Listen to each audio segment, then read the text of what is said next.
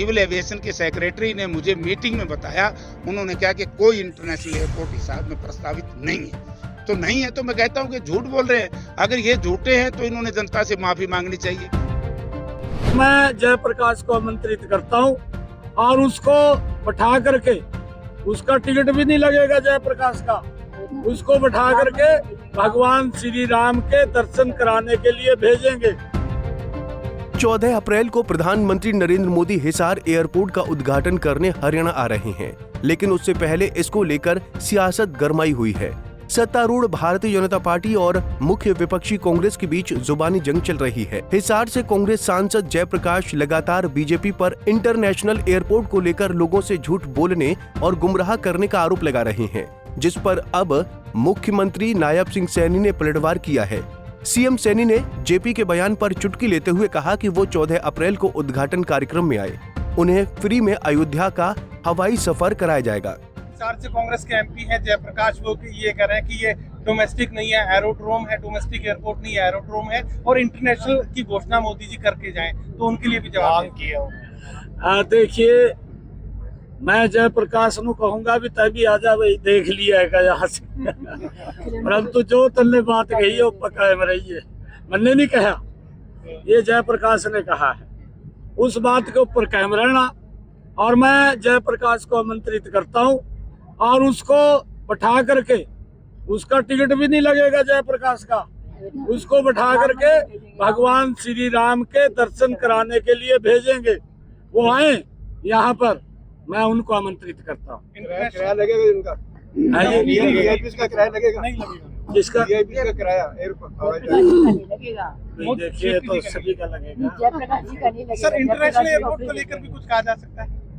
देखिए, अभी तो यहाँ पर हमारा जो महाराजा अग्रसेन एयरपोर्ट हिसार के अंदर देश के यशस्वी प्रधानमंत्री, जिनका संकल्प, जिन्होंने बीड़ा उठाया हुआ है कि भारत को विकसित राष्ट्र बनाना है, हमारे हरियाणा के लिए बड़े गर्व और गौरव की बात है, खासकर हिसार के लोगों के लिए बड़े गर्व की बात है कि यहाँ पर हरियाणा को पहला एयरपोर्ट मिला है।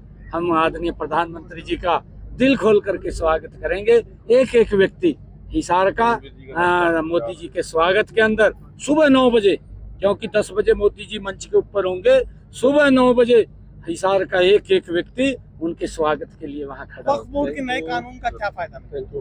वक्फ बोर्ड पर जो नया कानून बनाया जा रहा है उसका क्या फायदा मिलेगा? नहीं, देखिए, जिस प्रकार से कांग्रेस ने अपनी तुष्टीकरण की राजनीति को आगे बढ़ाते हुए, जिस प्रकार से उन्होंने हड़बड़ी के अंदर, जब 2013-14 के अंदर ये लोकसभा में कानून लेकर के आए, और उसका नुकसान वक्फ बोर्ड को भी, उसका नुकसान समाज को भी, उसका नुकसान देश को भी हुआ है। उसके अंदर सुधार किया है।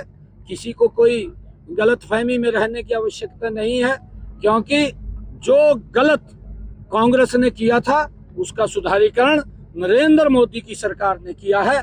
जो गलत रास्ते कांग्रेस लगातार इस देश के अंदर चला रही थी, उन गलत रास्तों को ठीक करने का काम मोदी जी कर रहे हैं, एक एक करके कर रहे हैं। इससे पहले बीजेपी के प्रदेश अध्यक्ष मोहनलाल बड़ौली ने भी जेपी पर हमला बोलते हुए कहा कि इस्तीफा देने की बात करने वाले अब अपनी बात से पलट रहे हैं, उन्हें झूठ बोलने में भी शर्म नहीं आती है। लोकसभा के सांसद है, कांग्रेस पार्टी के हैं, उन्होंने कहा था कि जिस दिन एयरपोर्ट का उद्घाटन होगा उस दिन मैं इस्तीफा दे दूंगा। आप अखबारों में भी छपा था, आपके मीडिया में भी बोला था, आज उसी बात को घुमा के बोल रहे हैं। वो बनावटी बात करते हैं और वो शर्माते नहीं है झूठ बोलते हुए भी।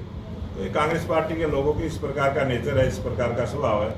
मैं तो इतना ही कहूँगा कि वो एयरपोर्ट भी बना है, और एयरपोर्ट के बनने में अगर कोई भ्रष्टाचार हुआ होगा, आज तक हमारी सरकार में अगर किसी ने भ्रष्टाचार किया है तो कोई बख्शा नहीं गया है। उसके साथ कोई किसी भी प्रकार की लाग लपेट में अगर कोई अफसर आया है तो उसको कानूनी जो सजा देनी चाहिए वो हमने देने का काम।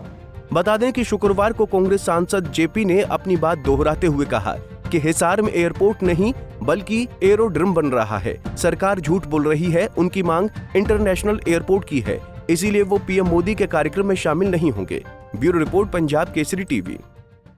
हमसे जुड़े रहने के लिए हमारे YouTube चैनल को सब्सक्राइब करें और नई वीडियो की नोटिफिकेशन के लिए बेल आइकॉन को दबाएं। अगर आप ये वीडियो Facebook पर देख रहे हैं तो लाइक जरूर करें और ज्यादा से ज्यादा शेयर करें। धन्यवाद।